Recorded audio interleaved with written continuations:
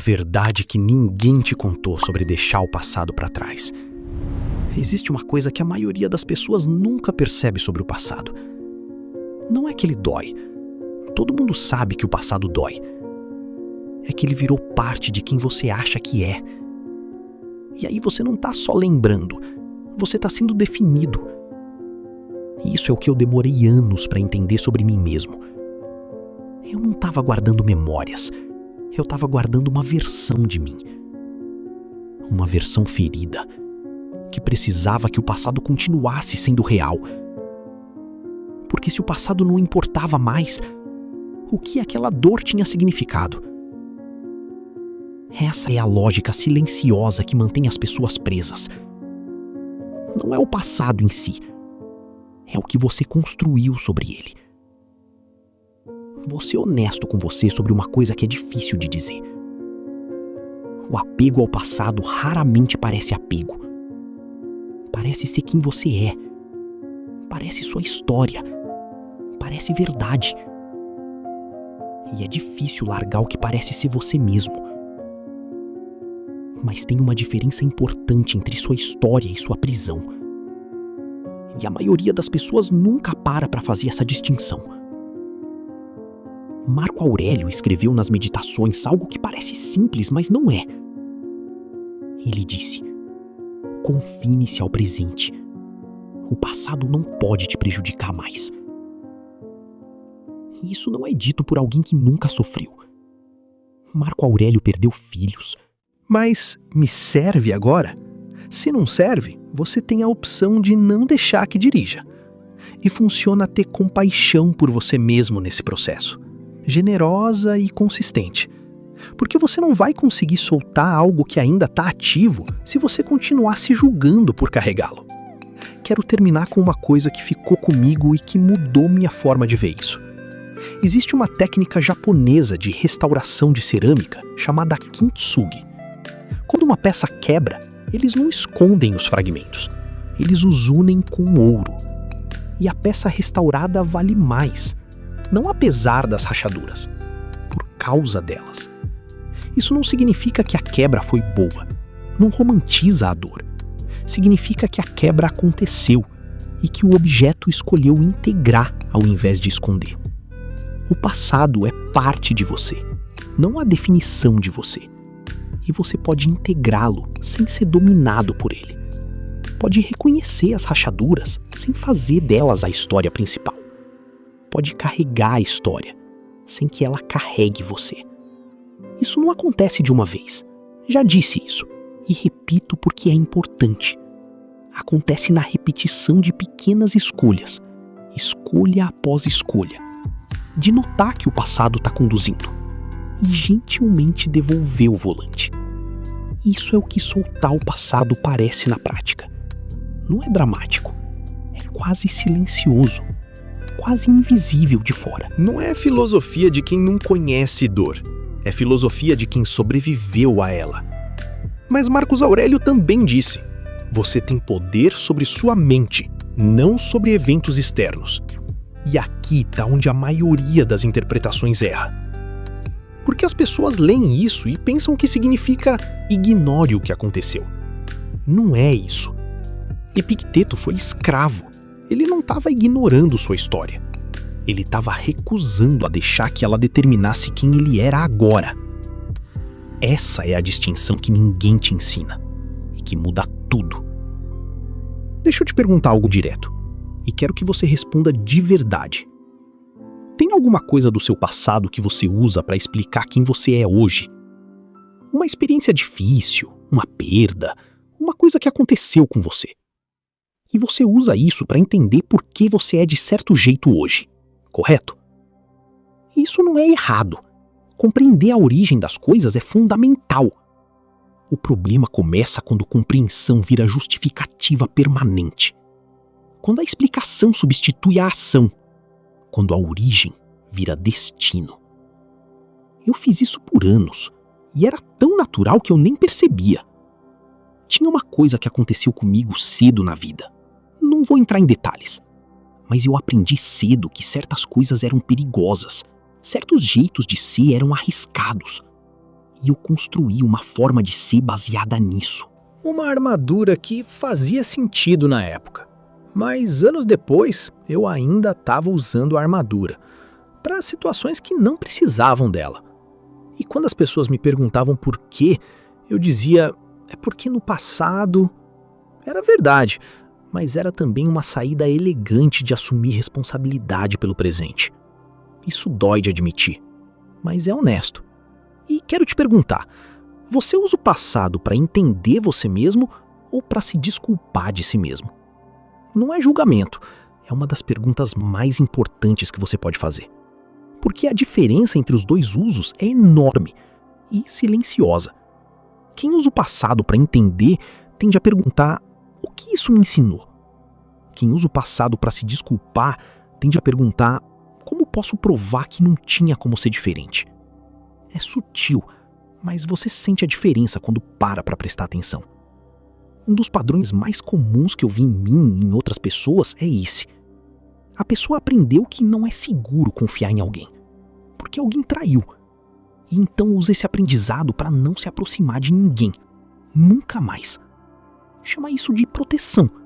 E é compreensível, faz sentido. Mas 10 anos depois, quando já não há traição e há pessoas confiáveis, o padrão continua.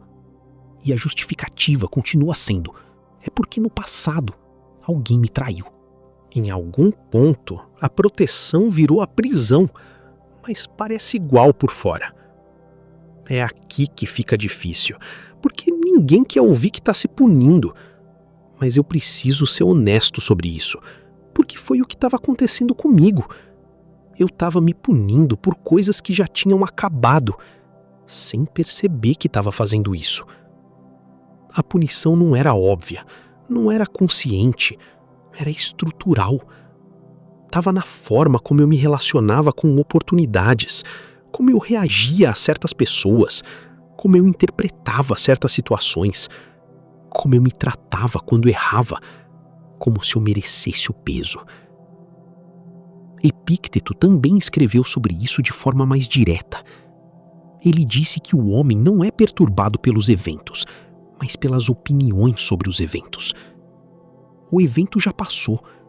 A opinião que você construiu sobre ele pode durar décadas. E é a opinião que você carrega, não o evento. O evento não pode ser mudado. A opinião pode. Não estou dizendo que é fácil. Estou dizendo que é possível e que é diferente de esquecer. Porque aqui tem um engano enorme que eu preciso desfazer logo. Deixar o passado para trás não significa fingir que não aconteceu. Não significa que foi pequeno. Não significa que não foi real ou que não doeu. Não significa que você devia ter superado antes. Não significa nada disso.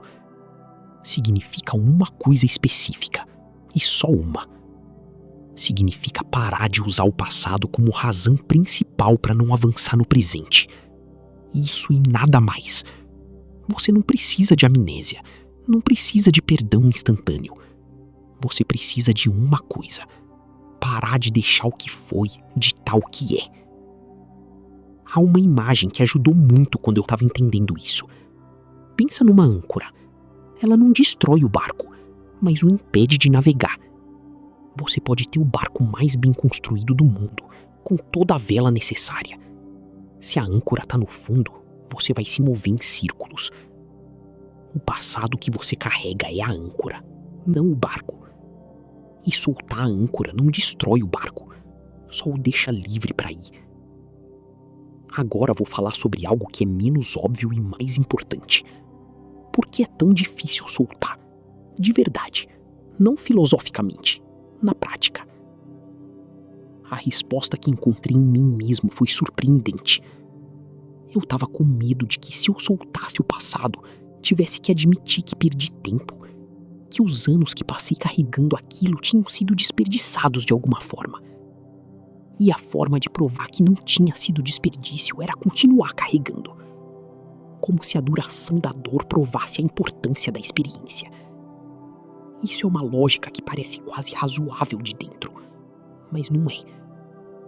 A importância de uma experiência não depende de quanto tempo você sofreu com ela. Ela depende do que você aprendeu e de como você cresceu a partir dela. Soltar não invalida a experiência. Ela continua existindo, continua tendo acontecido. Você simplesmente para de exigir que ela defina quem você é agora. Tinha outra coisa que eu precisei confrontar, e é mais pessoal. Algumas coisas do meu passado eu estava guardando porque precisava que alguém visse. Precisava que a dor fosse reconhecida. Que alguém dissesse, isso foi injusto. E isso é legítimo. Reconhecimento importa. Validação importa. O problema é quando você fica esperando esse reconhecimento de uma fonte que não pode dá-lo. De alguém que não vai mudar. De uma situação que já acabou. De um passado que fisicamente não pode te dar o que você precisa. E então você fica preso, esperando, sem perceber que está esperando. Viktor Frankl escreveu sobre isso de uma forma que ficou comigo. Ele sobreviveu a campos de concentração, perdeu quase tudo o que amava. E escreveu que a última das liberdades humanas é escolher a própria atitude, em qualquer conjunto de circunstâncias. Mesmo as mais extremas, mesmo depois das perdas. Isso não é estoicismo frio, é a coisa mais quente que existe. Porque significa que mesmo o que foi feito a você ou tirado de você, não tem a última palavra. A última palavra está com você. Não com o que aconteceu. Agora, quero falar sobre o que o processo de soltar realmente parece na prática. Porque a maioria das pessoas imagina que soltar o passado é um momento, um dia que você decide, uma revelação, uma transformação instantânea. Não é assim. É muito mais parecido com aprender a andar de bicicleta. Você tenta, cai, tenta de novo, e em algum ponto algo muda, sem que você possa apontar exatamente quando. O que ajudou mais para mim foi uma prática específica que vou te descrever. Sempre que eu percebia que estava usando o passado como âncora, eu fazia uma pergunta. Não perguntava, isso é real? Porque era real, aconteceu de verdade. Perguntava, o que eu quero que esse evento signifique daqui para frente?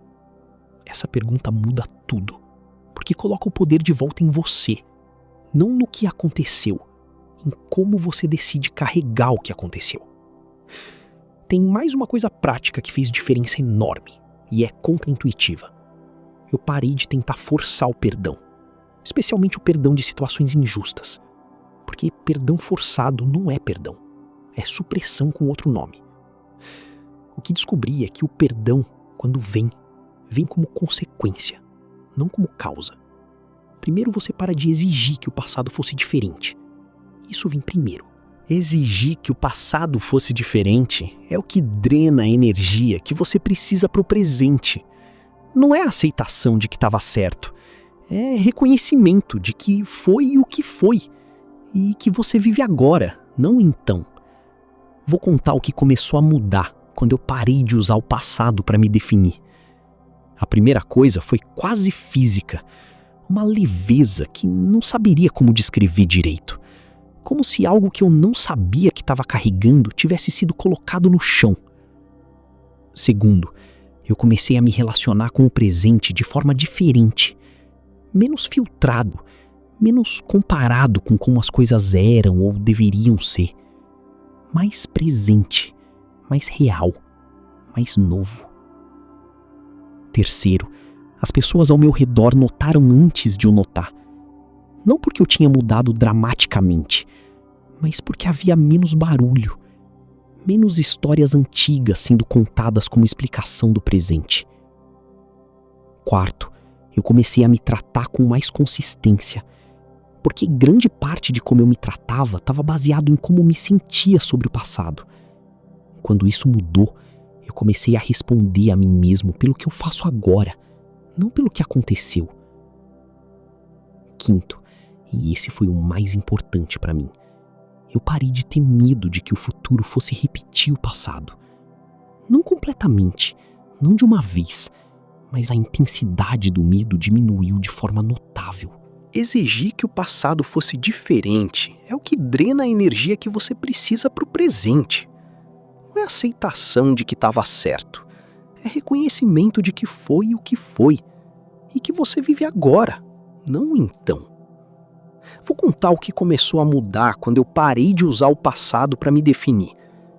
A primeira coisa foi quase física, uma leveza que não saberia como descrever direito. Como se algo que eu não sabia que estava carregando tivesse sido colocado no chão. Segundo, eu comecei a me relacionar com o presente de forma diferente.